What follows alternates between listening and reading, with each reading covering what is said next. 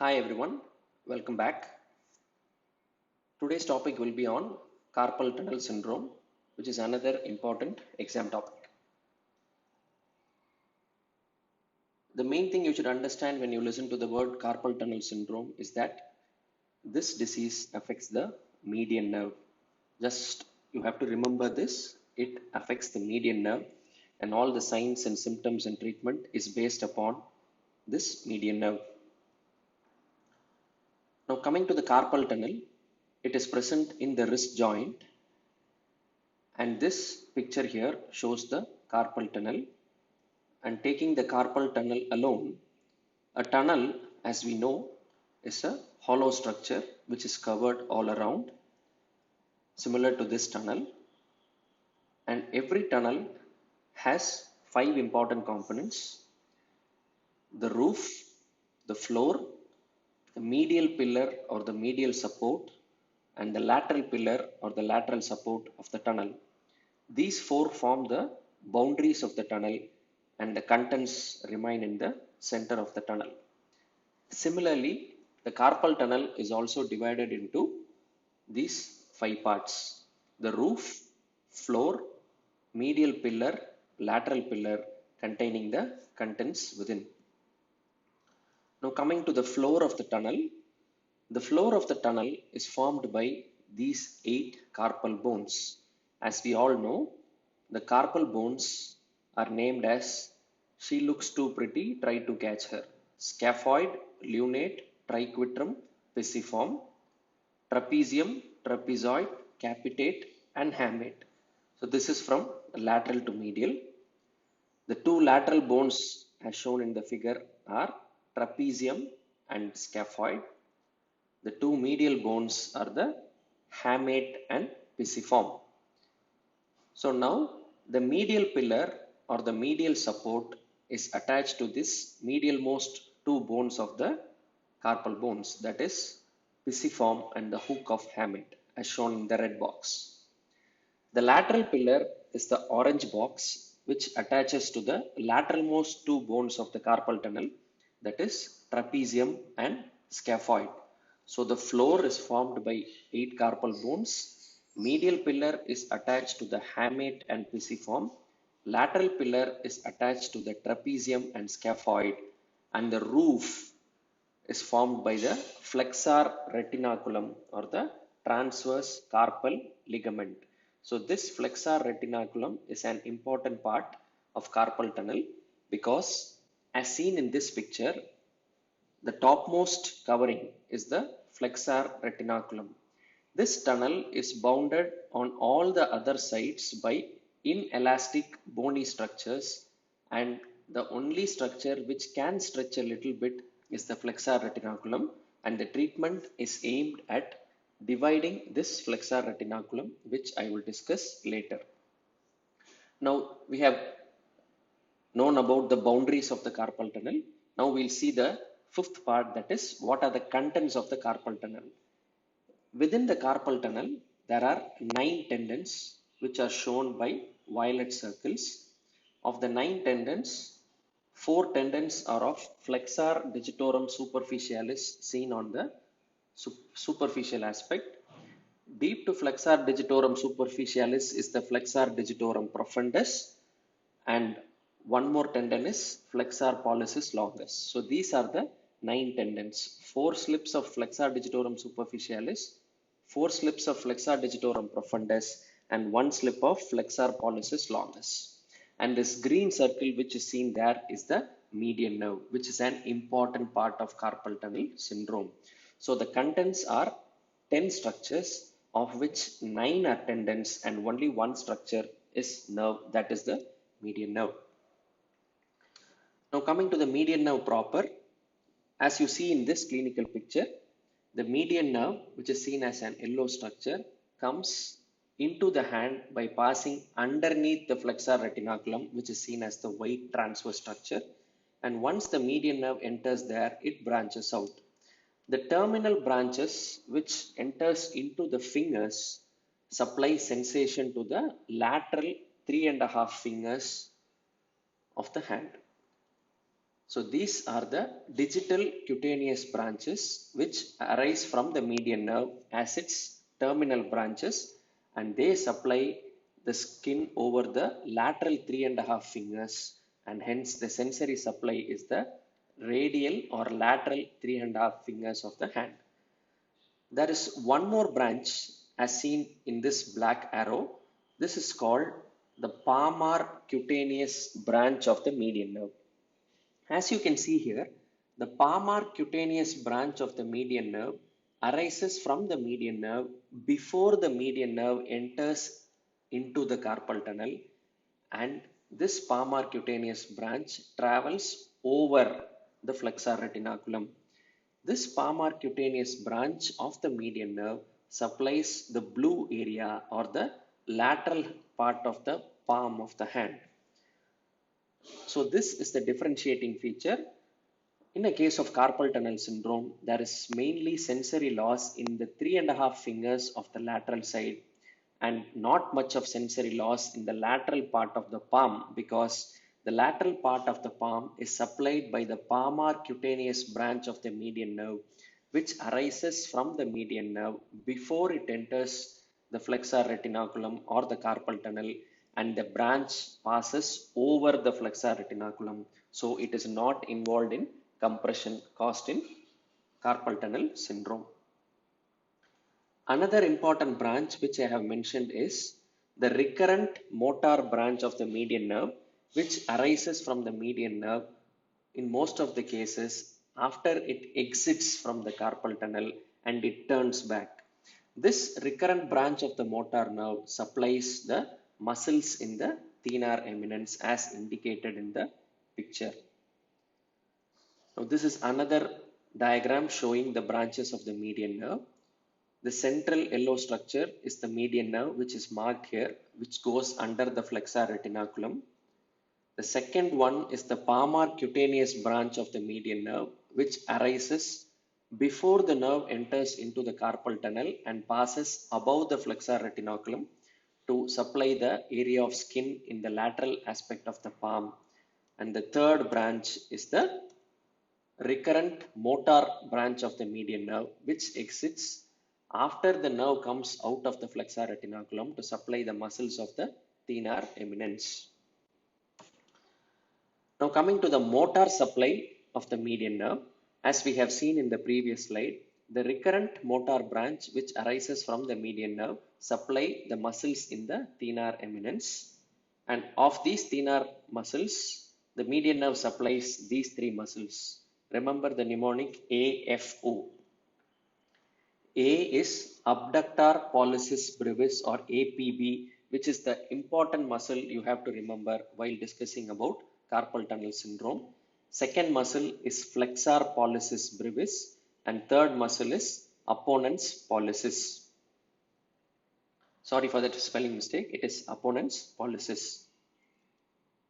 Now coming to abductor pollicis brevis, as we know, abductor is movement of the fingers away from each other, and in the case of thumb, which is placed at an angle of around 50 degrees from the plane of other fingers, abduction is movement of the thumb away from the remaining four fingers, or in other hands, it is the movement of the thumb perpendicular to the direction of the other four fingers. That is why it is called abductor.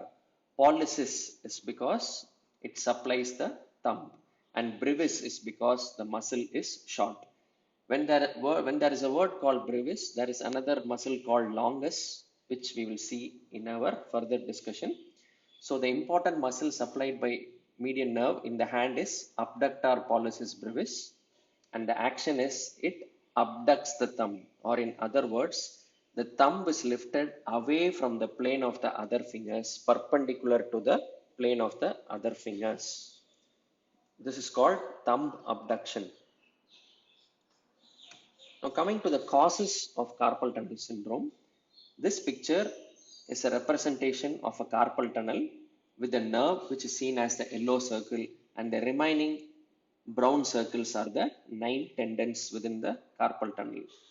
So any cause which decreases the size of this tunnel will result in carpal tunnel syndrome. And these are the causes which are responsible for causing median nerve compression.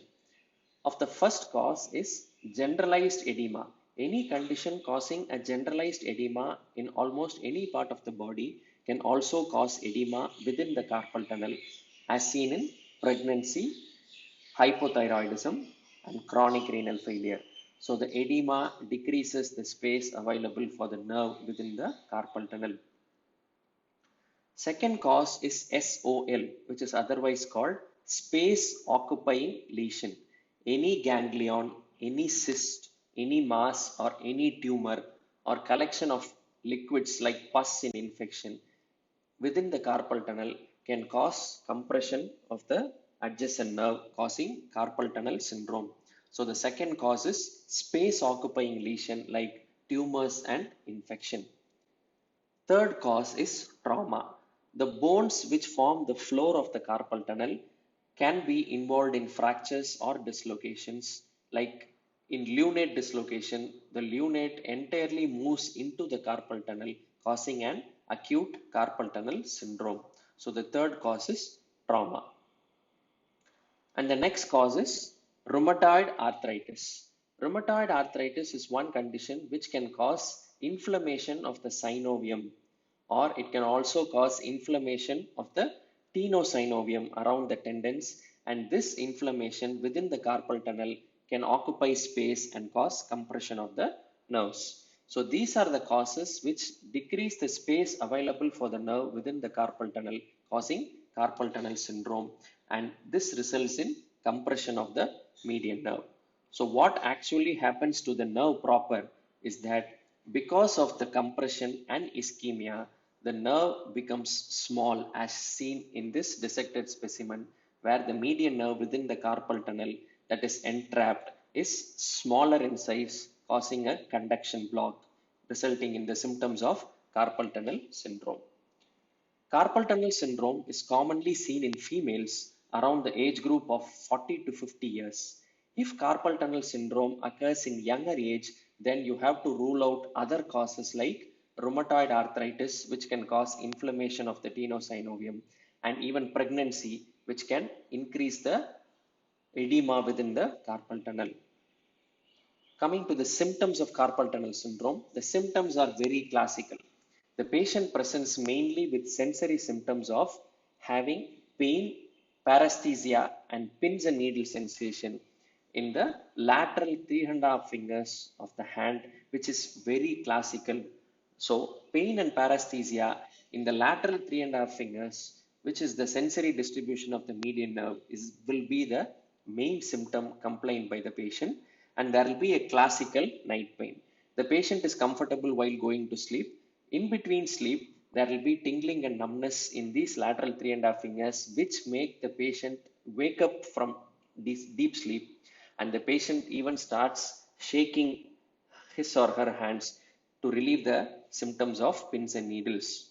In delayed cases, the next level of compression, there is motor deficit, especially involving the abductor pollicis brevis, and this will result in clumsiness of activities in performing fine actions like fastening buttons will be a problem because the thumb will not do its movement normally. Coming to the signs, in delayed cases, we can see wasting of the thenar eminence, which is seen as thenar wasting, which is described here in this clinical picture on the left hand. On the right hand, the bulk of the thenar muscle is normal, whereas on the left hand, it is flat, indicating thenar wasting or wasting of the muscles because of chronic compression of the median nerve. The second sign is the Tinel sign. The nerve goes under the flexor retinaculum as seen in this picture, and when the nerve is percussed at the region of the flexor retinaculum, there is an electric shock-like tingling sensation which will radiate into the lateral 3.5 fingers, which is the median nerve distribution of the hand, and this Tinel sign is classical of median nerve compression at the carpal tunnel. The next test which is done is the Phalen's test, where both the wrists are completely flexed so that the dorsum of both the hands are opposed to each other, and the angle between the wrist and the forearm is around 90 degree.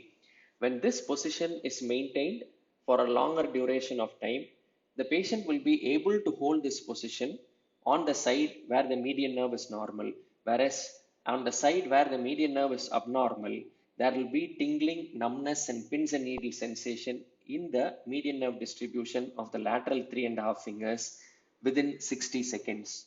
So the occurrence of sensory symptoms within 60 seconds of holding the hand and the wrist in this position is classical of median nerve compression, and this test is called Phalen's test.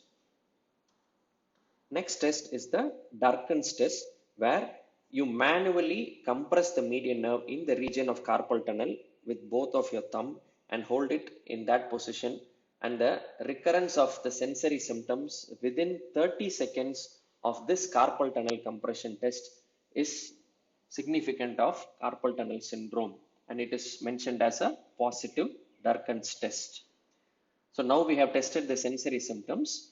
Next we have to test the motor sign, and as we know, the important muscle supplied by the median nerve in the hand is the abductor pollicis brevis, and this is the action which you have to test by asking the patient to move the thumb away from the plane of the other fingers, and this is called abduction, or in other words, you can ask the patient to touch the pen which is held in that position, and this test is called pen test.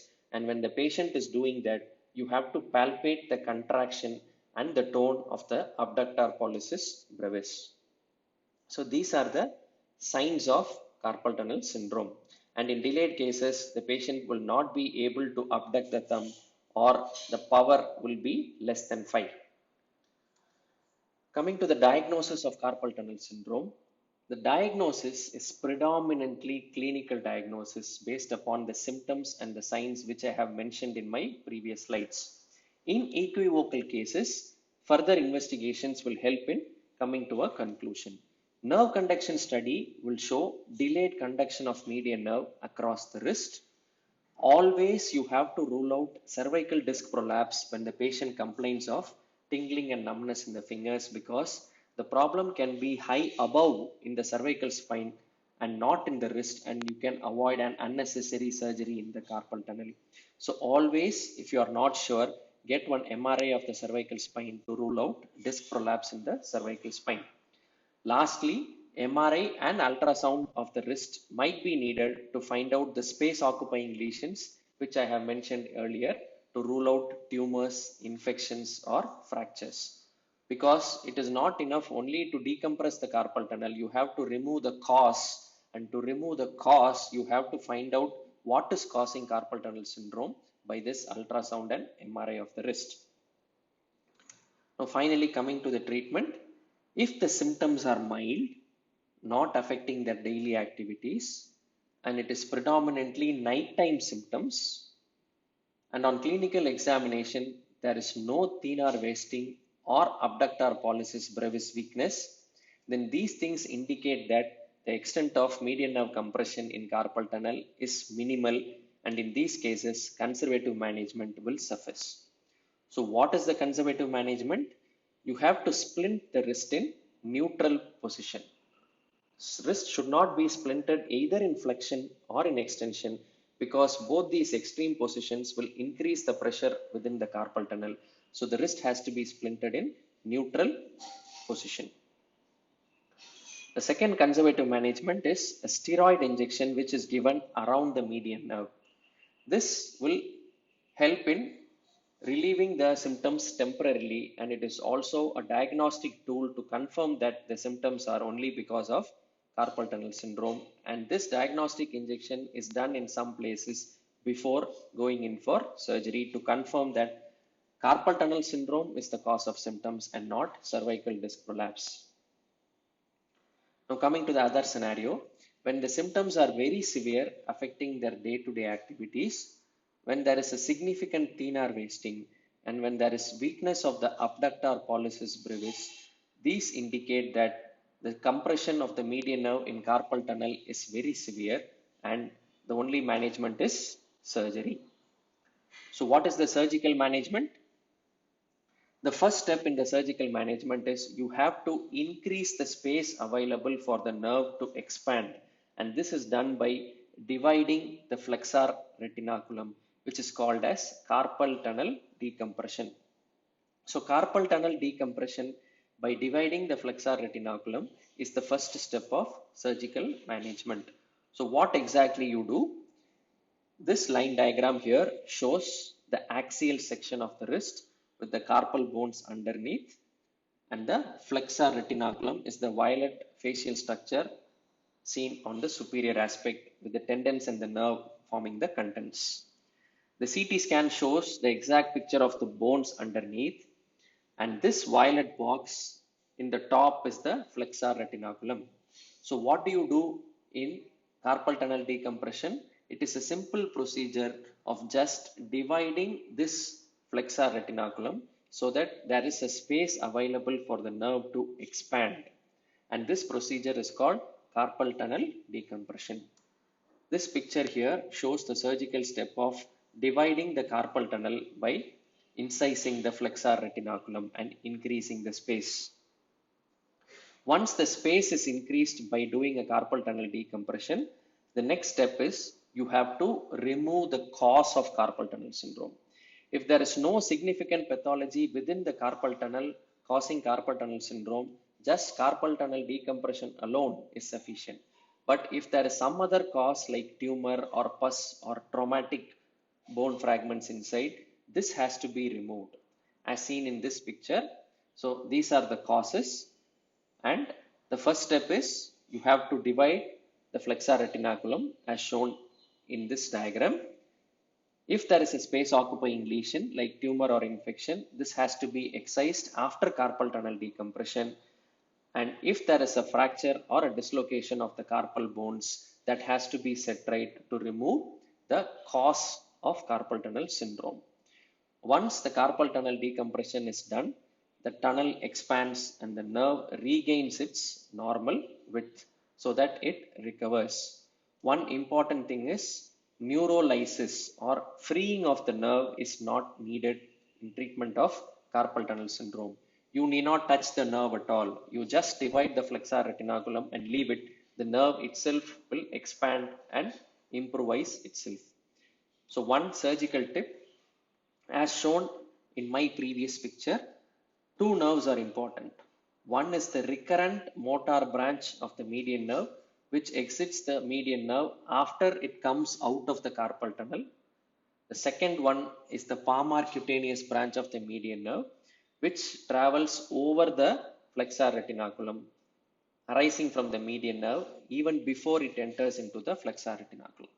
Now, as we see here, both the motor branch and the palmar cutaneous branch is seen on the lateral aspect or the radial side of the median nerve, and hence while doing a carpal tunnel release, you have to incise the flexor retinaculum on the ulnar side of the nerve to prevent injuring these two nerves. If you put an incision on the radial side of the nerve, you will injure the motor branch and the palmar cutaneous branch. So the incision as given in the red line here should be made on the ulnar side of the median nerve so that you are not injuring these two important nerves. And the second thing is the flexor retinaculum has to be released completely from its proximal border till the distal border for complete relief of symptoms. Now coming to the summary, whenever you see a patient with carpal tunnel syndrome, always rule out cervical disc prolapse by doing MRI of cervical spine or clinical examination of cervical spine, and find out whether there are any significant causes that will cause carpal tunnel syndrome like a space occupying lesion or infection or trauma. Once you diagnosed it, you grade the symptoms. Whenever the symptoms are mild without any motor weakness of the abductor pollicis brevis, conservative management with wrist splints or steroid injections will suffice. Whereas when the symptoms are severe, affecting the daily activities, along with the abductor pollicis brevis weakness, you have to do a surgical treatment by performing a carpal tunnel decompression or incising the flexor retinaculum and removing the space occupying lesion if any, to remove the cause of carpal tunnel syndrome. So that completes our discussion on carpal tunnel syndrome. Thank you. Don't forget to like, subscribe and share this video so that it will be useful for others. Thank you.